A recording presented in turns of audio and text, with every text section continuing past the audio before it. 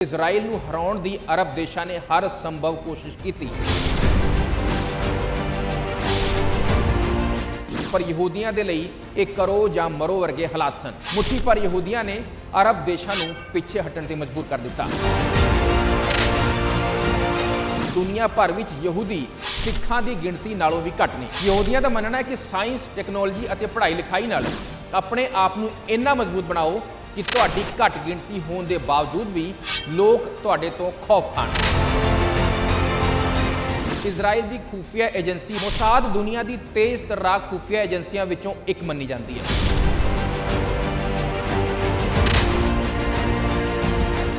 ਦੁਨੀਆ ਦੇ ਇਸ ਹਿੱਸੇ ਵਿੱਚ 100 ਸਾਲ ਤੋਂ ਵੀ ਜ਼ਿਆਦਾ ਸਮੇਂ ਤੋਂ ਖੂਨੀ ਸੰਘਰਸ਼ ਕਿਉਂ ਹੁੰਦਾ ਆਇਆ ਹੈ?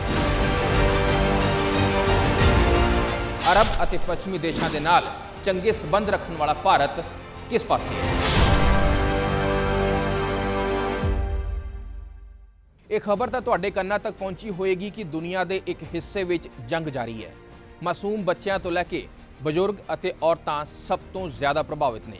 ਹਾਲਾਤ ਇਹ ਨੇ ਕਿ 10 ਦਿਨ ਦੇ ਅੰਦਰ ਹੀ ਹਜ਼ਾਰਾਂ ਜਾਨਾਂ ਚਲੀਆਂ ਗਈਆਂ। ਵੱਡੀ ਆਬਾਦੀ ਪੀਣ ਦੇ ਪਾਣੀ, ਖਾਣ ਅਤੇ ਮੈਡੀਕਲ ਸੁਵਿਧਾਵਾਂ ਦੀ ਕਮੀ ਕਾਰਨ ਕਿਸੇ ਵੀ ਪਲ ਮੌਤ ਆਉਣ ਦੇ ਖੌਫ ਵਿੱਚ ਜਿਉ ਰਹੀ ਹੈ। ਅਸੀਂ ਗੱਲ ਕਰ ਰਹੇ ਹਾਂ ਇਜ਼ਰਾਈਲ ਅਤੇ ਹਮਾਸ ਦੇ ਵਿਚਾਲੇ ਜਾਰੀ ਜੰਗ ਦੀ। ਮੈਂ ਹਾਂ ਦਲੀਪ ਸਿੰਘ। ਮਿਡਲ ਈਸਟ ਵਿੱਚ ਜਾਰੀ ਇਸ ਜੰਗ ਦੇ ਦੌਰਾਨ ਤੁਸੀਂ ਕਈ ਸ਼ਬਦ ਸੁਣੇ ਹੋਣਗੇ, ਜਿਵੇਂ ਕਿ ਗਾਜ਼ਾ ਪੱਟੀ, ਵੈਸਟ ਬੈਂਕ, ਹਮਾਸ, ਯਰੂਸ਼ਲਮ, ਆਇਰਨ ਡੋਮ, ਮੋਸਾਦ ਖੂਫੀਆ ਏਜੰਸੀ। ਅਸੀਂ ਇਹਨਾਂ ਦਾ ਮਤਲਬ ਵੀ ਦੱਸਣ ਦੀ ਕੋਸ਼ਿਸ਼ ਕਰਾਂਗੇ ਅਤੇ ਇਹ ਵੀ ਕੋਸ਼ਿਸ਼ ਕਰਾਂਗੇ ਸਮਝਣ ਅਤੇ ਸਮਝਾਉਣ ਦੀ ਕਿ ਆਖਿਰ ਦੁਨੀਆ ਦੇ ਇਸ ਹਿੱਸੇ ਵਿੱਚ 100 ਸਾਲ ਤੋਂ ਵੀ ਜ਼ਿਆਦਾ ਸਮੇਂ ਤੋਂ ਖੂਨੀ ਸੰਘਰਸ਼ ਕਿਉਂ ਹੁੰਦਾ ਆਇਆ ਹੈ ਅਤੇ ਇਹ ਹੁਣ ਤੱਕ ਦੇ ਸਭ ਤੋਂ ਬੁਰੇ ਦੌਰ ਵਿੱਚ ਕਿਉਂ ਹੈ। ਅੰਗਰੇਜ਼ਾਂ ਦੇ ਦੌਰ ਵਿੱਚ ਜਿਵੇਂ ਭਾਰਤ ਪਾਕਿਸਤਾਨ ਦੀ ਵੰਡ ਹੋਈ, ਉਸੇ ਤਰ੍ਹਾਂ ਦਾ ਕਨੈਕਸ਼ਨ ਇੱਥੇ ਵੀ ਹੈ। ਕਿਹੜੇ-ਕਿਹੜੇ ਪੱਛਮੀ ਮੁਲਕ ਇਜ਼ਰਾਈਲ ਦੇ ਸਮਰਥਨ ਵਿੱਚ ਨੇ ਅਤੇ ਕਿਹੜੇ ਅਰਬ ਮੁਲਕ ਇਜ਼ਰਾਈਲ ਦੇ ਖਿਲਾਫ ਨੇ। ਅਤੇ ਸਭ ਤੋਂ ਅਹਿਮ ਸਵਾਲ ਇਹ ਵੀ ਕਿ ਇਸ ਹਾਲਤ ਵਿੱਚ ਅਰਬ ਅਤੇ ਪੱਛਮੀ ਦੇਸ਼ਾਂ ਦੇ ਨਾਲ ਚੰਗੇ ਸਬੰਧ ਰੱਖਣ ਵਾਲਾ ਭਾਰਤ ਕਿਸ ਪਾਸੇ ਹੈ। ਸਭ ਤੋਂ ਪਹਿਲਾਂ ਗੱਲ ਮੌਜੂਦਾ ਹਾਲਾਤ ਦੀ ਕਰਦੇ ਹਾਂ। ਫਿਲਿਸਤੀਨ ਦੇ ਅੱਤਵਾਦੀ ਸੰਗਠਨ ਕਹੇ ਜਾਣ ਵਾਲੇ ਹਮਾਸ ਨੇ 7 ਅਕਤੂਬਰ ਨੂੰ ਗਾਜ਼ਾ ਬਾਰਡਰ ਦੇ ਕੋਲ ਇਜ਼ਰਾਈਲ ਦੇ ਕਿਬੁਤਜ਼ ਰੀਮ ਵਿੱਚ ਹੋ ਰਹੇ ਮਿਊਜ਼ਿਕ ਫੈਸਟੀਵਲ ਨੂੰ ਨਿਸ਼ਾਨਾ ਬਣਾਇਆ। ਇਸ ਫੈਸਟੀਵਲ ਵਿੱਚ ਵੱਡੀ ਗਿਣਤੀ ਵਿੱਚ ਲੋਕ ਪਹੁੰਚੇ ਹੋਏ ਸੀ।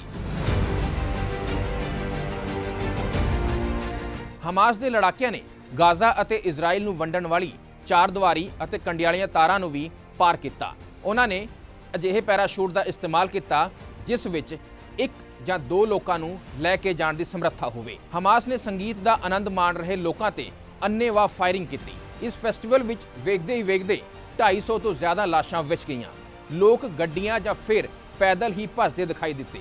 ਸੋਸ਼ਲ ਮੀਡੀਆ ਤੇ ਵਾਇਰਲ ਵੀਡੀਓ ਵਿੱਚ ਔਰਤਾਂ ਨੂੰ ਜਬਰਨ ਚੁੱਕ ਕੇ ਲੈ ਕੇ ਜਾਣ ਦੀਆਂ ਘਟਨਾਵਾਂ ਵੀ ਦੇਖੀਆਂ ਗਈਆਂ।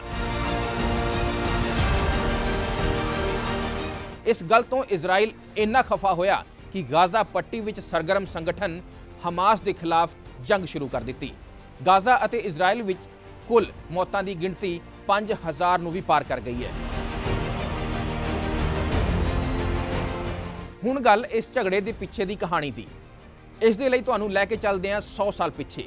ਇਹ ਜੋ ਇਲਾਕਾ ਸੀ, ਪਹਿਲਾਂ ਇਸ ਨੂੰ ਫਿਲਿਸਤੀਨ ਦੇ ਨਾਮ ਨਾਲ ਜਾਣਿਆ ਜਾਂਦਾ ਸੀ। ਇੱਥੇ ਰਾਜ ਸੀ ਉਸਮਾਨੀਆ ਸਲਤਨਤ ਜਾਂ ਆਟੋਮਨ ਐਮਪਾਇਰ ਦਾ। ਵਰਲਡ ਵਾਰ 1 ਦੇ ਦੌਰਾਨ ਇਸ ਸਲਤਨਤ ਨੂੰ ਬ੍ਰਿਟੇਨ ਨੇ ਹਰਾ ਦਿੱਤਾ ਅਤੇ ਫਿਲਿਸਤੀਨ ਦੇ ਨਾਮ ਨਾਲ ਜਾਣਿਆ ਜਾਣ ਵਾਲਾ ਇਹ ਇਲਾਕਾ ਆ ਗਿਆ ਅੰਗਰੇਜ਼ੀ ਹਕੂਮਤ ਦੇ ਹੱਥਾਂ ਵਿੱਚ। ਇੱਥੇ ਯਹੂਦੀ ਘੱਟ ਗਿਣਤੀ ਸਨ ਅਤੇ ਅਰਬ ਬਹੁ ਗਿਣਤੀ। ਇਹਨਾਂ ਦੋਨੋਂ ਭਾਈਚਾਰਿਆਂ ਦੇ ਵਿਚਾਲੇ ਉਸ ਵੇਲੇ ਤਣਾਅ ਵਧਣਾ ਸ਼ੁਰੂ ਹੋਇਆ ਜਦੋਂ ਕੌਮਾਂਤਰੀ ਭਾਈਚਾਰੇ ਨੇ ਬ੍ਰਿਟੇਨ ਨੂੰ ਫਿਲਿਸਤੀਨ ਦੇ ਅੰਦਰ ਯਹੂਦੀਆਂ ਦੇ ਲਈ ਇੱਕ ਮੁਲਕ ਦਾ ਨਿਰਮਾਣ ਕਰਨ ਦਾ ਕੰਮ ਸੌਂਪਿਆ। ਸਾਲ 1917 ਵਿੱਚ ਦੁਨੀਆ ਦੇ ਸਾਹਮਣੇ ਆਇਆ Balfour declaration. Arthur Balfour Britain ਦੇ ਵਿਦੇਸ਼ ਮੰਤਰੀ ਸਨ, ਜਿਨ੍ਹਾਂ ਨੇ ਨਵੰਬਰ 1917 ਨੂੰ ਬ੍ਰਿਟਿਸ਼ ਸੰਸਦ ਵਿੱਚ ਇਹ ਐਲਾਨ ਕੀਤਾ ਕਿ ਯਹੂਦੀਆਂ ਦੇ ਲਈ ਇਜ਼ਰਾਈਲ ਨਾਮ ਦਾ ਇੱਕ ਦੇਸ਼ ਬ੍ਰਿਟਿਸ਼ ਸਰਕਾਰ ਬਣਾਉਣਾ ਚਾਹੁੰਦੀ ਹੈ, ਜਿੱਥੇ ਦੁਨੀਆ ਭਰ ਦੇ ਯਹੂਦੀ ਜਾ ਕੇ ਵਸ ਸਕਣ। ਇਸ ਐਲਾਨ ਦੇ ਬਾਅਦ ਫਿਲਿਸਤੀਨ ਵਿੱਚ ਯਹੂਦੀਆਂ ਦੀ ਗਿਣਤੀ ਲਗਾਤਾਰ ਵੱਧਦੀ ਗਈ। ਸਾਲ 1920 ਤੋਂ 1940 ਦੇ ਵਿਚਾਲੇ ਯਹੂਦੀਆਂ ਦੀ ਗਿਣਤੀ ਬੇਤਹਾਸ਼ਾ ਵਧੀ। ਇਸ ਵਿੱਚ ਬਹੁਤ ਵੱਡੀ ਗਿਣਤੀ ਉਹਨਾਂ ਯਹੂਦੀ ਲੋਕਾਂ ਦੀ ਸੀ ਜੋ ਯੂਰਪ ਵਿੱਚ ਖਾਸ ਕਰ ਦੂਜੇ ਵਿਸ਼ਵ ਜੰਗ ਦੇ ਦੌਰਾਨ ਹਿਟਲਰ ਤੋਂ ਬਚ ਕੇ ਆਏ ਸੀ। ਉਸ ਵੇਲੇ ਲੱਖਾਂ ਯਹੂਦੀਆਂ ਨੂੰ ਹਿਟਲਰ ਨੇ ਗੈਸ ਚੈਂਬਰ ਵਿੱਚ ਬੰਦ ਕਰ ਦਰਦਨਾਕ ਮੌਤ ਦਿੱਤੀ ਸੀ। ਉਸ ਦੌਰ ਵਿੱਚ ਫਿਲਿਸਤੀਨ ਵਿੱਚ ਅਰਬ ਅਤੇ ਯਹੂਦੀ ਲੋਕ ਆਪਸ ਵਿੱਚ ਲੜਨ ਲੱਗੇ। ਨਾਰਾਜ਼ਗੀ ਬ੍ਰਿਟੇਨ ਦੇ ਖਿਲਾਫ ਵੀ ਸੀ। ਫਿਰ ਸਾਲ ਆਇਆ 1947 ਦਾ, ਜਦੋਂ ਸੰਯੁਕਤ ਰਾਸ਼ਟਰ ਨੇ ਫਿਲਿਸਤੀਨ ਨੂੰ ਯਹੂਦੀ ਰਾਸ਼ਟਰ ਅਤੇ ਅਰਬ ਰਾਸ਼ਟਰ ਵਿੱਚ ਵੰਡਣ ਦਾ ਫੈਸਲਾ ਕੀਤਾ। ਉਸ ਵੇਲੇ ਯਰੂਸ਼ਲਮ ਬਣ ਗਿਆ ਅੰਤਰਰਾਸ਼ਟਰੀ ਸ਼ਹਿਰ। ਅੱਗੇ ਤੁਹਾਨੂੰ ਦੱਸਾਂਗੇ ਕਿ ਯਰੂਸ਼ਲਮ ਸ਼ਹਿਰ ਇੰਨਾ ਖਾਸ ਕਿਉਂ ਹੈ। ਅਰਬ ਲੋਕਾਂ ਨੇ ਇਸ ਗੱਲ ਨੂੰ ਕਦੇ ਨਹੀਂ ਮੰਨਿਆ ਕਿ ਉਹਨਾਂ ਦੇ ਦੇਸ਼ ਵਿੱਚ ਇੱਕ ਹੋਰ ਦੇਸ਼ ਬਣਾ ਦਿੱਤਾ ਜਾਵੇ। ਉਹੀ ਯਹੂਦੀ ਦੇਸ਼ ਜਿਸ ਨੂੰ ਅੱਜ ਅਸੀਂ ਇਜ਼ਰਾਈਲ ਦੇ ਨਾਮ ਨਾਲ ਜਾਣਦੇ ਹਾਂ। ਸਾਲ 1948 ਆਇਆ। ਸਮੱਸਿਆ ਗੰਭੀਰ ਹੁੰਦੀ ਦੇਖ ਬ੍ਰਿਟੇਨ ਨੇ ਉੱਥੋਂ ਨਿਕਲਣ ਦਾ ਫੈਸਲਾ ਕੀਤਾ। ਠੀਕ ਉਸੇ ਤਰ੍ਹਾਂ ਜਿਵੇਂ ਹਿੰਦੁਸਤਾਨ ਛੱਡਦੇ ਹੋਏ ਇਸ ਦੀ ਵੰਡ ਕੀਤੀ ਅਤੇ ਪਾਕਿਸਤਾਨ ਨਾਮ ਦਾ ਮੁਲਕ ਦੁਨੀਆ ਸਾਹਮਣੇ ਆਇਆ। ਬ੍ਰਿਟੇਨ ਦੇ ਫਿਲਿਸਤੀਨ ਵਿੱਚੋਂ ਜਾਂਦੇ ਹੀ ਯਹੂਦੀ ਆਗੂਆਂ ਨੇ ਇਜ਼ਰਾਈਲ ਨਾਮ ਦੇ ਮੁਲਕ ਦਾ ਐਲਾਨ ਕਰ ਦਿੱਤਾ, ਜਿੱਥੇ ਦੁਨੀਆ ਭਰ ਵਿੱਚ ਫੈਲੇ ਯਹੂਦੀ ਆ ਕੇ ਰਹਿ ਸਕਣ। ਜਿਵੇਂ ਹੀ ਇਜ਼ਰਾਈਲ ਦਾ ਐਲਾਨ ਹੋਇਆ, ਉਸ ਦੇ ਅਗਲੇ ਹੀ ਦਿਨ 5 ਅਰਬ ਮੁਲਕ ਲੈਬਨਾਨ, ਸੀਰੀਆ, ਇਰਾਕ, ਇਜਿਪਟ ਨੇ ਹਮਲਾ ਕਰ ਦਿੱਤਾ। ਸਾਊਦੀ ਅਰਬ ਨੇ ਵੀ ਫੌਜਾਂ ਭੇਜੀਆਂ। ਉਹ ਫੌਜਾਂ ਇਜਿਪਟ ਦੇ ਨਾਲ ਲੜੀਆਂ। ਉਸ ਸਮੇਂ ਲੱਖਾਂ ਫਿਲਿਸਤੀਨੀਆਂ ਨੂੰ ਆਪਣੇ ਘਰ ਛੱਡਣੇ ਪਏ, ਜਿਸ ਨੂੰ ਇਤਿਹਾਸ ਵਿੱਚ ਅਲ ਨਕਬਾ ਦੇ ਨਾਮ ਨਾਲ ਜਾਣਿਆ ਜਾਂਦਾ ਹੈ। ਅਲ ਨਕਬਾ ਦਾ ਮਤਲਬ ਹੈ ਕਿ ਅਰਬ ਇਜ਼ਰਾਈਲ ਜੰਗ ਵਿੱਚ ਫਿਲਿਸਤੀਨੀਆਂ ਤੋਂ ਉਹਨਾਂ ਦਾ ਦੇਸ਼ ਹੀ ਖੁੰਝ ਗਿਆ। ਜਦੋਂ ਤੱਕ ਲੜਾਈ ਖਤਮ ਹੋਈ, ਉਸ ਵੇਲੇ ਤੱਕ ਇਜ਼ਰਾਈਲ ਨੇ ਲਗਭਗ ਪੂਰੇ ਇਲਾਕੇ ਤੇ ਕਬਜ਼ਾ ਕਰ ਲਿਆ। ਉਸ ਦੌਰ ਵਿੱਚ ਇਜਿਪਟ ਗਾਜ਼ਾ ਪੱਟੀ ਤੇ ਕਬਜ਼ਾ ਕਰ ਸਕਿਆ ਅਤੇ ਵੈਸਟ ਬੈਂਕ ਤੇ ਜਾਰਡਨ ਨੇ ਕਬਜ਼ਾ ਕਰ ਲਿਆ। ਉਸ ਵੇਲੇ ਯਰੂਸ਼ਲਮ ਦਾ ਪੱਛਮੀ ਹਿੱਸਾ ਇਜ਼ਰਾਈਲ ਦੇ ਕਬਜ਼ੇ ਵਿੱਚ ਰਿਹਾ ਅਤੇ ਪੂਰਬੀ ਹਿੱਸਾ ਜਾਰਡਨ ਦੇ ਕਬਜ਼ੇ ਵਿੱਚ। ਕਿਉਂਕਿ ਕਿਸੇ ਤਰ੍ਹਾਂ ਦਾ ਸ਼ਾਂਤੀ ਸਮਝੌਤਾ ਨਹੀਂ ਹੋਇਆ ਸੀ, ਤਾਂ ਵਕਤ ਆਇਆ ਸਾਲ 1967 ਦਾ ਵੀ। ਉਸ ਦੌਰ ਵਿੱਚ ਇਜ਼ਰਾਈਲ ਨੇ ਹੋਰ ਮਜ਼ਬੂਤੀ ਦਿਖਾਈ। ਸਾਲ 1967 ਵਿੱਚ ਇਜ਼ਰਾਈਲ ਅਤੇ ਅਰਬ ਦੇਸ਼ਾਂ ਦੇ ਵਿਚਾਲੇ ਜੰਗ ਛਿੜ ਗਈ, ਜੋ 6 ਦਿਨਾਂ ਤੱਕ ਚੱਲੀ। ਉਸ ਵੇਲੇ ਅਰਬ ਦੇਸ਼ਾਂ ਦਾ ਮਕਸਦ ਸੀ ਸਾਲ 1948 ਵਿੱਚ ਹੋਂਦ ਵਿੱਚ ਆਏ ਇਜ਼ਰਾਈਲ ਦਾ ਵਜੂਦ ਖਤਮ ਕਰਨਾ। ਪਰ ਇਸ ਜੰਗ ਵਿੱਚ ਅਰਬ ਦੇਸ਼ਾਂ ਨੂੰ ਹਾਰ ਦਾ ਸਾਹਮਣਾ ਕਰਨਾ ਪਿਆ। ਇੱਕ ਪਾਸੇ ਇਜਿਪਟ, ਸੀਰੀਆ ਅਤੇ ਜਾਰਡਨ ਵਰਗੇ ਵੱਡੇ ਮੁਲਕ ਸੀ, ਤਾਂ ਦੂਜੇ ਪਾਸੇ ਇਕੱਲਾ ਇਜ਼ਰਾਈਲ ਸੀ। ਇਸ ਸੰਘਰਸ਼ ਵਿੱਚ ਇਜ਼ਰਾਈਲ ਦੀ ਜਿੱਤ ਹੋਈ। ਇਸ ਵਾਰ ਇਜ਼ਰਾਈਲ ਨੇ ਪੂਰਬੀ ਯਰੂਸ਼ਲਮ ਅਤੇ ਵੈਸਟ ਬੈਂਕ ਤੇ ਕਬਜ਼ਾ ਕਰ ਲਿਆ। ਹਮਲਾ ਕਰਨ ਆਏ ਸੀਰੀਆ ਦੀ ਗੋਲਾਨ ਪਹਾੜੀਆਂ ਤੇ ਵੀ ਕਬਜ਼ਾ ਕਰ ਲਿਆ।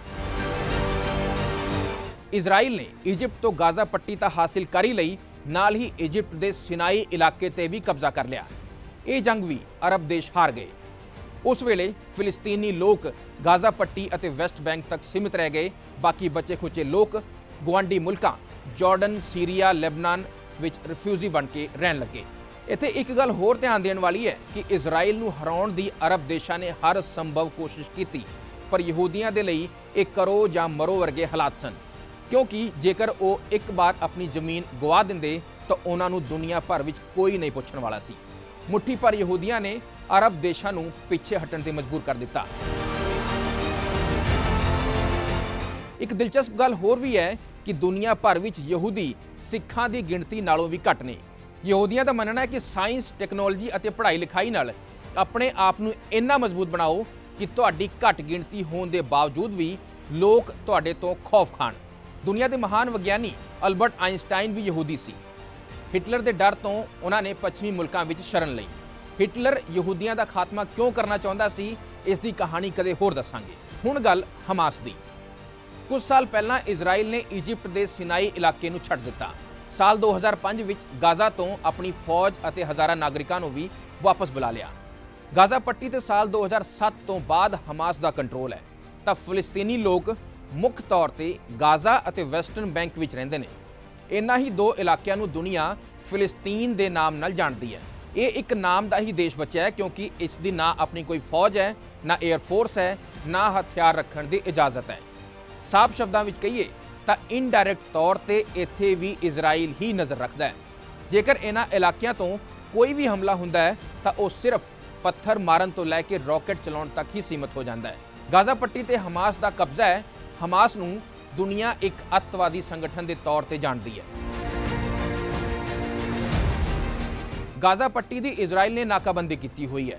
ਹਮਾਸ ਸੰਗਠਨ ਇਸ ਖੇਤਰ ਦੇ ਪ੍ਰਸ਼ਾਸਨ ਤੋਂ ਲੈ ਕੇ तमाम ਦੂਜੀਆਂ ਚੀਜ਼ਾਂ ਸੰਭਾਲਦਾ ਹੈ। ਹਮਾਸ ਨੂੰ Israel, America, European union, Britain ਅਤੇ ਹੋਰ ਕਈ ਮੁਲਕ ਅੱਤਵਾਦੀ ਸੰਗਠਨ ਮੰਨਦੇ ਨੇ। ਗੁਆਂਢੀ ਮੁਲਕ ਈਰਾਨ ਹਮਾਸ ਦਾ ਸਭ ਤੋਂ ਵੱਡਾ ਹਮਾਇਤੀ ਹੈ। ਉਹ ਇਸ ਨੂੰ ਆਰਥਿਕ ਮਦਦ ਦੇ ਨਾਲ-ਨਾਲ ਹਥਿਆਰ ਅਤੇ ਟ੍ਰੇਨਿੰਗ ਸੁਵਿਧਾਵਾਂ ਵੀ ਮੁਹੱਈਆ ਕਰਾਉਂਦਾ ਹੈ। ਕਿਹਾ ਜਾਂਦਾ ਕਿ ਗਾਜ਼ਾ ਪੱਟੀ ਦੇ ਅੰਦਰ ਹਮਾਸ ਲੜਾਕਿਆਂ ਨੇ ਖਾਸ ਤਰ੍ਹਾਂ ਦੀਆਂ ਸੁਰੰਗਾਂ ਬਣਾ ਰੱਖੀਆਂ ਨੇ। ਉੱਥੇ ਹੀ ਹਥਿਆਰ ਰੱਖੇ ਜਾਂਦੇ ਨੇ ਅਤੇ ਹੋਰ ਗਤੀਵਿਧੀਆਂ ਉੱਥੋਂ ਚਲਾਈਆਂ ਜਾਂਦੀਆਂ ਨੇ। ਇਜ਼ਰਾਈਲ ਅਤੇ ਗਾਜ਼ਾ ਪੱਟੀ ਦੀ ਸਰਹੱਦ ਤੇ ਲੱਗੀਆਂ ਇਹ ਕੰਡਿਆਲੀਆਂ ਤਾਰਾਂ ਨੂੰ ਪਾਰ ਕਰਕੇ ਹਮਾਸ ਦੇ ਲੜਾਕੇ ਇਜ਼ਰਾਈਲ ਵਿੱਚ ਦਾਖਲ ਹੋਏ, ਜਿਸ ਨੂੰ ਮਨ ਕੀਤਾ ਉਸ ਨੂੰ ਮਾਰਿਆ ਅਤੇ ਸੈਂਕੜੇ ਲੋਕਾਂ ਨੂੰ ਅਗਵਾ ਕਰਕੇ ਲੈ ਗਏ। ਨਾਲ ਹੀ ਸੈਂਕੜੇ ਰਾਕੇਟ ਇਜ਼ਰਾਈਲ ਤੇ ਦਾਗੇ ਵੀ ਗਏ। ਇਸੇ ਗੱਲ ਤੋਂ ਚਿੜੇ ਇਜ਼ਰਾਈਲ ਨੂੰ ਇੱਕ ਹੋਰ ਮੌਕਾ ਚਾਹੀਦਾ ਸੀ ਮੋਰਚਾ ਖੋਲ੍ਹਣ ਦਾ। ਹੁਣ ਮਿਲਟਰੀ ਅਤੇ 에ਅਰਫੋਰਸ ਦੀ ਤਾਕਤ ਰੱਖਣ ਵਾਲੇ ਇਜ਼ਰਾਈਲ ਦੇ ਸਾਹਮਣੇ ਹਮਾਸ ਦੇ ਰਾਕੇਟ ਨਾਕਾਮ ਹੋ ਗਏ ਨੇ। ਅਸਮਾਨ ਵਿੱਚ ਆਤਿਸ਼ਬਾਜ਼ੀ ਦੀ ਤਰ੍ਹਾਂ ਦਿਖਾਈ ਦੇਣ ਵਾਲੇ ਇਹ ਹਮਾਸ ਦੇ ਰਾਕੇਟ ਹੀ ਨੇ, ਜਿਨ੍ਹਾਂ ਨੂੰ ਇਜ਼ਰਾਈਲ ਦਾ 에ਅਰ ਡਿਫੈਂਸ ਸਿਸਟਮ ਨਾਕਾਮ ਕਰ ਦਿੰਦਾ ਹੈ। ਇਸੇ ਸਿਸਟਮ ਨੂੰ ਦੁਨੀਆ ਆਇਰਨ ਡੋਮ ਦੇ ਨਾਮ ਨਾਲ ਜਾਣਦੀ ਹੈ। ਇਸ ਆਇਰਨ ਡੋਮ ਤੋਂ ਬਚ ਕੇ ਕੁਝ ਇੱਕ ਰਾਕੇਟ ਇਜ਼ਰਾਈਲ ਵਿੱਚ ਡਿੱਗਦੇ ਵੀ ਨੇ, ਜਿਸ ਦਾ ਨੁਕਸਾਨ ਬਹੁਤਾ ਨਹੀਂ ਹੁੰਦਾ। ਜਵਾਬ ਵਿੱਚ ਇਜ਼ਰਾਈਲ ਆਪਣੀ 에ਅਰ ਫੋਰਸ ਲਗਾ ਦਿੰਦਾ ਹੈ, ਜਿਸ ਦੇ ਇੱਕ ਹਮਲੇ ਵਿੱਚ ਵੱਡੀ ਤਬਾਹੀ ਹੁੰਦੀ ਹੈ। ਹੁਣ ਇਜ਼ਰਾਈਲ ਨੇ ਠਾਣ ਲਿਆ ਹੈ ਕਿ ਹਮਾਸ ਨੂੰ ਪੂਰੀ ਤਰ੍ਹਾਂ ਬਰਬਾਦ ਕਰਕੇ ਰੱਖ ਦੇਗਾ। ਇਹ ਪਹਿਲੀ ਵਾਰ ਹੈ ਕਿ ਇਜ਼ਰਾਈਲ ਨੇ ਐਕਟਿਵ ਫੌਜ ਦੇ ਨਾਲ-ਨਾਲ ਰਿਜ਼ਰਵ ਫੌਜ ਨੂੰ ਵੀ ਅਲਰਟ ਤੇ ਕਰ ਦਿੱਤਾ ਹੈ। ਰਿਜ਼ਰਵ ਫੌਜ ਦਾ ਮਤਲਬ ਹੈ ਕਿ ਇਜ਼ਰਾਈਲ ਦੇ ਹਰ ਨਾਗਰਿਕ ਨੂੰ ਹਥਿਆਰ ਚਲਾਉਣ ਦੀ ਸਿਖਲਾਈ ਦਿੱਤੀ ਜਾਂਦੀ ਹੈ। ਦੁਨੀਆ ਭਰ ਵਿੱਚ ਫੈਲੇ ਇਜ਼ਰਾਈਲੀ ਇਸੇ ਲਈ ਆਪਣੇ ਮੁਲਕ ਵਾਪਸ ਪਰਤ ਰਹੇ ਨੇ। ਭਾਰਤ ਵਿੱਚ ਹਿਮਾਚਲ ਪ੍ਰਦੇਸ਼ ਦੇ ਧਰਮਸ਼ਾਲਾ ਵਿੱਚ ਵੀ ਵੱਡੀ ਗਿਣਤੀ ਵਿੱਚ ਇਜ਼ਰਾਈਲੀ ਰਹਿੰਦੇ ਨੇ। ਉਹਨਾਂ ਨੇ ਵੀ ਸਮਾਨ ਬਣਨਾ ਸ਼ੁਰੂ ਕਰ ਦਿੱਤਾ ਜਦੋਂ ਉਹਨਾਂ ਨੂੰ ਪਤਾ ਲੱਗਾ ਕਿ ਉਹਨਾਂ ਦੇ ਮੁਲਕ ਨੂੰ ਉਹਨਾਂ ਦੀ ਲੋੜ ਹੈ। ਹੁਣ ਗੱਲ ਗਾਜ਼ਾ ਪੱਟੀ ਬਾਰੇ। ਗਾਜ਼ਾ ਇਜ਼ਰਾਈਲ ਅਤੇ ਭੂ-ਮੱਧ ਸਾਗਰ ਦੇ ਵਿਚਾਲੇ ਇੱਕ ਜ਼ਮੀਨ ਦਾ ਟੁਕੜਾ ਹੈ, ਜਿਸ ਨੂੰ ਅਸੀਂ ਗਾਜ਼ਾ ਪੱਟੀ ਦੇ ਨਾਮ ਨਾਲ ਜਾਣਦੇ ਹਾਂ। ਇਹ ਦੋ ਹਿੱਸਿਆਂ ਵਿੱਚ ਵੰਡੇ ਫਲਸਤੀਨ ਦੇ ਖੇਤਰ ਵਿੱਚੋਂ ਇੱਕ ਹੈ, ਦੂਜੇ ਦਾ ਨਾਮ ਹੈ ਵੈਸਟ ਬੈਂਕ। ਗਾਜ਼ਾ ਪੱਟੀ ਦੀ ਆਬਾਦੀ 20 ਲੱਖ ਤੋਂ ਜ਼ਿਆਦਾ ਹੈ। ਇੱਥੇ ਨੌਜਵਾਨਾਂ ਦੀ ਗਿਣਤੀ ਸਭ ਤੋਂ ਵੱਧ ਹੈ। ਇਜ਼ਰਾਈਲ ਦੇ ਹਮਲੇ ਲਗਾਤਾਰ ਜਾਰੀ ਨੇ। ਹੁਣ ਇੱਥੇ ਸੰਕਟ ਇੰਨਾ ਡੂੰਘਾ ਹੋ ਗਿਆ ਹੈ ਕਿ ਨਾ ਲੋਕ ਘਰ ਦੇ ਅੰਦਰ ਸੁਰੱਖਿਅਤ ਨੇ, ਨਾ ਘਰ ਦੇ ਬਾਹਰ। ਬਿਜਲੀ ਪਾਣੀ ਪਹਿਲਾਂ ਤੋਂ ਹੀ ਇੱਥੇ ਲੋੜ ਨਾਲੋਂ ਘੱਟ ਹੈ। ਹੁਣ ਤਾਂ ਲੋਕ ਪਾਣੀ, ਬਿਜਲੀ ਅਤੇ ਇੱਥੋਂ ਤੱਕ ਕਿ ਹਸਪਤਾਲਾਂ ਵਿੱਚ ਬਗੈਰ ਇਲਾਜ ਦੇ ਮਰਨ ਲੱਗੇ ਨੇ। ਸਭ ਤੋਂ ਜ਼ਿਆਦਾ ਬਜ਼ੁਰਗ ਅਤੇ ਬੱਚੇ ਜੰਗ ਦੀ ਮਾਰ ਚੱਲ ਰਹੇ ਨੇ। ਇਜ਼ਰਾਈਲ ਦੀ ਕਾਰਵਾਈ ਹੋਰ ਤੇਜ਼ ਹੋ ਰਹੀ ਹੈ। ਅਰਬ ਦੇਸ਼ ਇਜਿਪਟ ਗਾਜ਼ਾ ਪੱਟੀ ਦੇ ਗੁਆਂਢ ਵਿੱਚ ਹੈ। ਉਸਨੇ ਰਾਹਤ ਸਮੱਗਰੀ ਵਾਲੇ ਟਰੱਕ ਭੇਜਣ ਦੀ ਕੋਸ਼ਿਸ਼ ਕੀਤੀ। ਹੁਣ ਤੁਹਾਨੂੰ ਪਤਾ ਹੈ ਕਿ ਇਜਿਪਟ ਨੂੰ ਇਜ਼ਰਾਈਲ ਪਸੰਦ ਨਹੀਂ ਕਰਦਾ, ਤਾਂ ਇਜ਼ਰਾਈਲ ਨੇ ਧਮਕੀ ਵੀ ਦਿੱਤੀ ਕਿ ਜੇਕਰ ਇੱਕ ਵੀ ਟਰੱਕ ਗਾਜ਼ਾ ਵਿੱਚ ਵੜਿਆ ਤਾਂ ਬੰਬ ਨਾਲ ਉਡਾ ਦੇਵਾਂਗੇ। ਸੋਚੋ, ਇੱਕ ਛੋਟੇ ਜਿਹੇ ਯਹੂਦੀ ਮੁਲਕ ਤੋਂ ਅਰਬ ਦੇਸ਼ ਕਿੰਨਾ ਡਰਦੇ ਨੇ। ਸੀਰੀਆ ਨੇ ਵੀ ਹਮਾਸ ਲੜਾਕਿਆਂ ਦੀ ਮਦਦ ਕਰਨ ਦੀ ਕੋਸ਼ਿਸ਼ ਕੀਤੀ। ਇਜ਼ਰਾਈਲ ਨੇ ਉਸ ਪਾਸੇ ਵੀ ਇੱਕ ਰਾਕੇਟ ਚਲਾ ਦਿੱਤਾ ਚੇਤਾਵਨੀ ਦੇਣ ਦੇ ਲਈ। ਇਜ਼ਰਾਈਲ ਦੀ ਜ਼ਿੱਦ ਹੈ ਹਮਾਸ ਦਾ ਪੂਰੀ ਤਰ੍ਹਾਂ ਖਾਤਮਾ ਕਰਨ ਦੀ ਅਤੇ ਗਾਜ਼ਾ ਪੱਟੀ ਨੂੰ ਫੇਰ ਤੋਂ ਕਬਜ਼ੇ ਵਿੱਚ ਲੈਣ ਦੀ। ਹੁਣ ਗੱਲ ਯਰੂਸ਼ਲਮ ਦੀ ਅਤੇ ਯਹੂਦੀਆਂ ਵੱਲੋਂ ਇਜ਼ਰਾਈਲ ਨੂੰ ਆਪਣਾ ਦੇਸ਼ ਐਲਾਨੇ ਜਾਣ ਦੀ।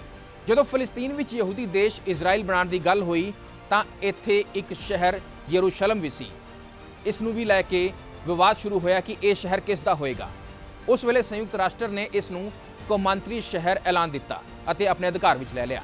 ਇਸ ਸ਼ਹਿਰ ਦਾ ਵੱਡਾ ਇਤਿਹਾਸਿਕ ਮਹੱਤਵ ਹੈ।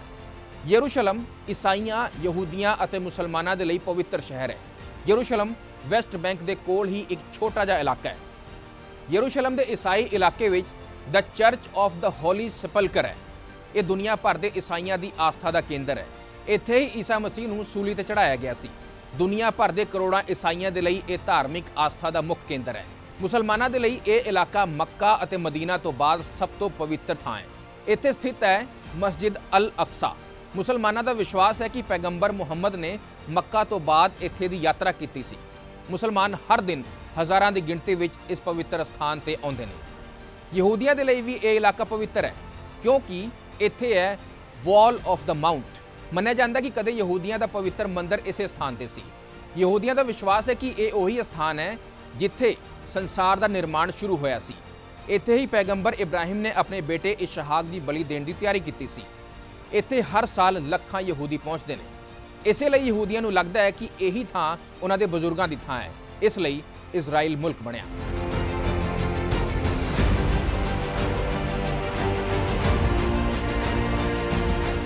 ਇੱਕ ਗੱਲ ਹੋਰ ਵੀ ਦਿਲਚਸਪ ਹੈ ਕਿ ਯਰੂਸ਼ਲਮ ਸ਼ਹਿਰ ਨਾਲ ਬਾਬਾ ਸ਼ੇਖ ਫਰੀਦ ਦਾ ਵੀ ਰਿਸ਼ਤਾ ਹੈ। ਇੱਥੇ ਪੁਰਾਣੇ ਸ਼ਹਿਰ ਵਿੱਚ ਇੱਕ ਥਾਂ ਹੈ ਇੰਡੀਅਨ ਹੌਸਪਿਸ। ਮੰਨਿਆ ਜਾਂਦਾ ਹੈ ਕਿ ਇੱਥੇ ਸੈਂਕੜਾ ਸਾਲ ਪਹਿਲਾਂ ਬਾਬਾ ਸ਼ੇਖ ਫਰੀਦ ਆ ਕੇ ਰਹੇ ਸੀ। ਕੁਝ ਸਾਲਾਂ ਬਾਅਦ ਉਹ ਪੰਜਾਬ ਆ ਗਏ ਜਿੱਥੇ ਉਹਨਾਂ ਦਾ ਦੇਹਾਂਤ ਹੋਇਆ। ਹੁਣ ਗੱਲ ਇਜ਼ਰਾਈਲ ਦੀ ਖੂਫੀਆ ਏਜੰਸੀ ਮੋਸਾਦ ਦੀ। ਮੋਸਾਦ ਦੁਨੀਆ ਦੀ ਤੇਜ਼ ਤਰਾਰ ਖੂਫੀਆ ਏਜੰਸੀਆਂ ਵਿੱਚੋਂ ਇੱਕ ਮੰਨੀ ਜਾਂਦੀ ਹੈ। ਇਸ ਦੇ ਏਜੰਟ ਫਿਲਿਸਤੀਨੀ ਗਰੁੱਪਾਂ ਦੇ ਇਲਾਵਾ ਲਿਬਨਾਨ, ਸੀਰੀਆ ਅਤੇ ਦੁਨੀਆ ਵਿੱਚ ਹਰ ਥਾਂ ਮੌਜੂਦ ਨੇ। ਪਲਾਂ ਵਿੱਚ ਦੁਸ਼ਮਣ ਦਾ ਕਤਲ ਕਿਵੇਂ ਕਰਨਾ ਹੈ ਇਹ ਏਜੰਸੀ ਬਖੂਬੀ ਜਾਣਦੀ ਹੈ। ਪਰ ਇਸ ਵਾਰ ਇਹ ਏਜੰਸੀ ਸਵਾਲਾਂ ਦੇ ਘੇਰੇ ਵਿੱਚ ਹੈ। ਗਾਜ਼ਾ ਪੱਟੀ ਅਤੇ ਇਜ਼ਰਾਈਲ ਦੇ ਵਿਚਾਲੇ ਦੀ ਸਰਹੱਦ ਤੇ ਮਜ਼ਬੂਤ ਫੈਂਸਿੰਗ ਹੈ, ਕੈਮਰੇ ਲੱਗੇ ਹੋਏ ਨੇ, ਗਰਾਊਂਡ ਮੋਸ਼ਨ ਸੈਂਸਰ ਹੈ ਅਤੇ ਫੌਜ ਦੀ ਲਗਾਤਾਰ ਗਸ਼ਤ ਦੇ ਵਿਚਾਲੇ ਘੁਸਪੈਠ ਦੀ ਸੰਭਾਵਨਾ ਲਗਭਗ ਨਾ ਬਰਾਬਰ ਹੋ ਜਾਂਦੀ ਹੈ। ਪਰ ਇਸ ਵਾਰ ਹਮਾਸ ਦੇ ਲੜਾਕਿਆਂ ਨੇ ਇਸ ਦੀਵਾਰ ਨੂੰ ਬੁਲਡੋਜ਼ਰ ਰਾਹੀਂ ਢਾਹ ਦਿੱਤਾ, ਤਾਰਾਂ ਨੂੰ ਕੱਟ ਦਿੱਤਾ ਅਤੇ ਪੈਰਾਗਲਾਈਡਰ ਦੇ ਸਹਾਰੇ ਇਜ਼ਰਾਈਲ ਵਿੱਚ ਵੜ ਗਏ। ਇਜ਼ਰਾਈਲੀਆਂ ਦੀ ਨੱਕ ਦੇ ਹੇਠਾਂ ਇੰਨੇ ਵੱਡੇ ਹਮਲੇ ਨੂੰ ਅੰਜਾਮ ਦਿੱਤਾ ਗਿਆ। ਇਸ ਸਭ ਦੇ ਵਿਚਾਲੇ ਮੋਸਾਦ ਦੀ ਭੂਮਿਕਾ ਤੇ ਅਹਿਮ ਸਵਾਲ ਖੜੇ ਹੋ ਰਹੇ ਨੇ। ਅੰਤ ਵਿੱਚ ਗੱਲ ਕਰਦੇ ਹਾਂ ਕਿ ਕਿਹੜੇ-ਕਿਹੜੇ ਮੁਲਕ ਇਜ਼ਰਾਈਲ ਦੇ ਨਾਲ ਨੇ, ਕਿਹੜਾ ਦੇਸ਼ ਇਸ ਦੇ ਖਿਲਾਫ ਹੈ ਅਤੇ ਸਭ ਤੋਂ ਅਹਿਮ ਸਵਾਲ ਕਿ ਭਾਰਤ ਕਿਸ ਪਾਸੇ ਹੈ। ਅਮਰੀਕਾ, ਫਰਾਂਸ, ਬ੍ਰਿਟੇਨ ਤੋਂ ਇਲਾਵਾ ਜਰਮਨੀ, ਇਟਲੀ ਸਮੇਤ ਕਈ ਪੱਛਮੀ ਮੁਲਕ ਇਜ਼ਰਾਈਲ ਦੇ ਨਾਲ ਨੇ। ਦੂਜੇ ਪਾਸੇ ਅਰਬ ਦੇਸ਼ Jordan, Syria, Saudi Arab, Egypt, Iran ਇਹ ਸਭ ਫਿਲਿਸਤੀਨ ਦੇ ਨਾਲ ਨੇ। ਗੱਲ ਭਾਰਤ ਦੀ ਕਰੀਏ ਤਾਂ ਭਾਰਤ ਹਮੇਸ਼ਾ ਤੋਂ ਇਜ਼ਰਾਈਲ ਅਤੇ ਫਿਲਿਸਤੀਨ ਦੋਨਾਂ ਦਾ ਸਮਰਥਨ ਕਰਦਾ ਰਿਹਾ ਹੈ। ਪਰ ਅੱਤਵਾਦ ਦੇ ਖਿਲਾਫ ਭਾਰਤ ਦਾ ਰੁਖ ਹਮੇਸ਼ਾ ਤੋਂ ਹੀ ਸਪਸ਼ਟ ਰਿਹਾ ਹੈ। ਇਜ਼ਰਾਈਲ ਦੇ ਨਾਲ ਭਾਰਤ ਦੇ ਰਿਸ਼ਤੇ ਹਮੇਸ਼ਾ ਤੋਂ ਹੀ ਚੰਗੇ ਰਹੇ ਨੇ। ਭਾਰਤ ਦੇ ਨਾਲ ਇਜ਼ਰਾਈਲ ਦਾ ਵਪਾਰ 7.5 ਬਿਲੀਅਨ ਅਮਰੀਕੀ ਡਾਲਰ ਤੋਂ ਵੀ ਜ਼ਿਆਦਾ ਹੈ। ਇਸ ਤੋਂ ਇਲਾਵਾ ਵੱਡੀ ਮਾਤਰਾ ਵਿੱਚ ਭਾਰਤ ਇਜ਼ਰਾਈਲ ਤੋਂ ਹਥਿਆਰ ਮੰਗਵਾਉਂਦਾ ਹੈ। ਇਸ ਦੇ ਬਾਵਜੂਦ ਭਾਰਤ ਨੇ ਇਜ਼ਰਾਈਲ ਦੀ ਵਿਸਤਾਰਵਾਦੀ ਨੀਤੀ ਦਾ ਸਮਰਥਨ ਕਰਨ ਵਿੱਚ ਹਮੇਸ਼ਾ ਗੁਰੇਜ਼ ਕੀਤਾ ਹੈ। ਹੁਣ ਸਵਾਲ ਇਹ ਹੈ ਕਿ ਫਿਲਿਸਤੀਨ ਦੇ ਨਾਲ ਭਾਰਤ ਹੈ ਜਾਂ ਨਹੀਂ। ਭਾਰਤ ਨੂੰ ਇੱਕ ਗੱਲ ਸਾਫ਼-ਸਾਫ਼ ਪਤਾ ਹੈ ਕਿ ਉਸ ਨੂੰ ਫਿਲਿਸਤੀਨ ਤੋਂ ਸਿੱਧੇ ਤੌਰ ਤੇ ਕੋਈ ਫਾਇਦਾ ਨਹੀਂ ਹੈ, ਪਰ ਉਸ ਦਾ ਸਮਰਥਨ ਕਰਨ ਨਾਲ ਅਰਬ ਮੁਲਕਾਂ ਨਾਲ ਉਸ ਦੇ ਰਿਸ਼ਤੇ ਚੰਗੇ ਰਹਿਣਗੇ। ਤੇਲ, ਗੈਸ ਵਰਗੀਆਂ ਚੀਜ਼ਾਂ ਇੰਪੋਰਟ ਹੁੰਦੀਆਂ ਰਹਿਣਗੀਆਂ, ਭਾਰਤ ਐਕਸਪੋਰਟ ਵੀ ਜਾਰੀ ਰੱਖੇਗਾ। ਅਰਬ ਦੇਸ਼ਾਂ ਵਿੱਚ ਲੱਖਾਂ ਦੀ ਗਿਣਤੀ ਵਿੱਚ ਭਾਰਤੀ ਲੋਕ ਕੰਮ ਕਰਦੇ ਨੇ, ਉਹਨਾਂ ਤੇ ਵੀ ਕਿਸੇ ਤਰ੍ਹਾਂ ਦਾ ਕੋਈ ਸੰਕਟ ਨਹੀਂ ਆਏਗਾ। ਭਾਰਤ ਸ਼ੁਰੂ ਤੋਂ ਹੀ ਫਿਲਿਸਤੀਨ ਦਾ ਵੀ ਸਮਰਥਨ ਕਰਦਾ ਰਿਹਾ ਹੈ। ਸਾਲ 1947 ਵਿੱਚ ਭਾਰਤ ਨੇ ਸੰਯੁਕਤ ਰਾਸ਼ਟਰ ਸੰਘ ਵਿੱਚ ਫਿਲਿਸਤੀਨ ਦੀ ਵੰਡ ਦੇ ਖਿਲਾਫ ਵੋਟ ਕੀਤਾ ਸੀ। ਹੁਣ ਮੌਜੂਦਾ ਹਾਲਾਤ ਇਹ ਨੇ ਕਿ ਇਜ਼ਰਾਈਲ ਅਤੇ ਹਮਾਸ ਲੜਾਕਿਆਂ ਦੇ ਵਿਚਾਲੇ ਮਰਨ ਮਾਰਨ ਦੀ ਜੰਗ ਛਿੜੀ ਹੋਈ ਹੈ। ਗਾਜ਼ਾ ਪੱਟੀ ਵਿੱਚ ਰੋਜ਼ ਧਮਾਕੇ ਹੋ ਰਹੇ ਨੇ, ਸ਼ਹਿਰ ਬਰਬਾਦ ਹੁੰਦੇ ਜਾ ਰਹੇ ਨੇ।